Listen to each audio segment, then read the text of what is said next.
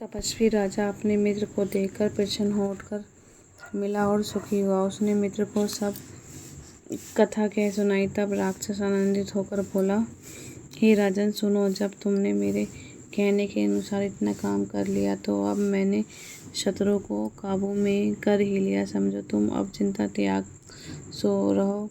विधाता ने बिना ही दवा के रोग दूर कर दिया। कुल सहित शत्रु को जड़ मूल से उखाड़ बहाकर आज से चौथे दिन मैं तुमसे आ मिलूंगा। इस प्रकार तपस्वी राजा को खूब दिलासा देकर वह मायावी और अत्यंत क्रोधी राक्षस चला। उसने प्रताप भानु राजा को घोड़े सहित क्षण भर में घर पहुंचा दिया। राजा को रानी के पास सुलाकर घोड़े को अच्छी तरह से गुड़ साल में बांध दिया। फिर वह राजा के पुरोहित को उठा ले गया और माया से उसकी बुद्धि को भ्रम में डालकर उसने पहाड़ी की खो में ला रखा।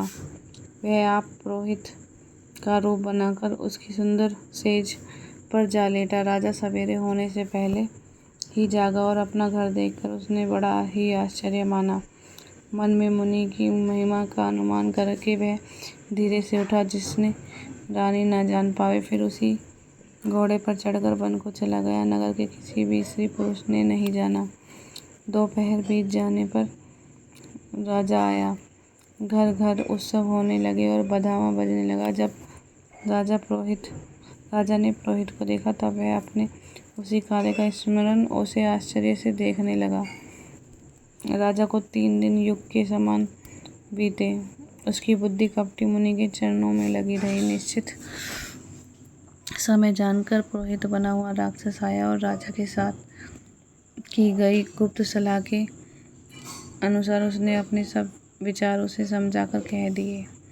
संकेत के अनुसार गुरु को उस रूप में पहचानकर राजा प्रसन्न हुआ। ब्रह्मवश उसे चेत न रहा कि यह तापस मुनि है या कालकेतु राक्षस। उसने तुरंत 1 लाख उत्तम ब्राह्मणों को कुटुंब सहित निमंत्रण दे दिया। पुरोहित 6 रस और 4 प्रकार के भोजन जैसे कि वेदों में वर्णन है बनाए। उसने मायावी रसोई तैयार की और इतने व्यंजन बनाए जिन्हें कोई गिन नहीं सकता। अनेक प्रकार के पशुओं का मांस पकाया और उसमें उस दुष्ट ने ब्राह्मणों का मांस मिला दिया। सब ब्राह्मणों को भोजन के लिए बुलाया और चरण धोकर आदर सहित बैठाया। जो ही राजा परोसने लगा उसी काल केतु तक आकाशवाणी हुई, हे ब्राह्मणों, उठो, उठकर अपने घर जाओ। यह अन्न मत खाओ, इसके खाने में बड़ी हानि है। रसोई में ब्राह्मण मांस बना है।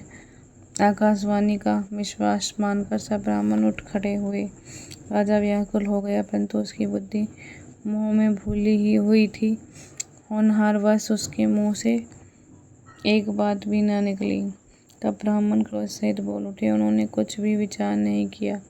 अरे मूर्ख राजा, तू जाकर परिवार सहित राक्षस हो। रे नीच क्षत्रिय, तूने तो परिवार सहित ब्राह्मणों को बुलाकर उन्हें नष्ट करना चाहा था। ईश्वर ने हमारे धर्म की रक्षा की, अब तू परिवार सहित नष्ट होगा।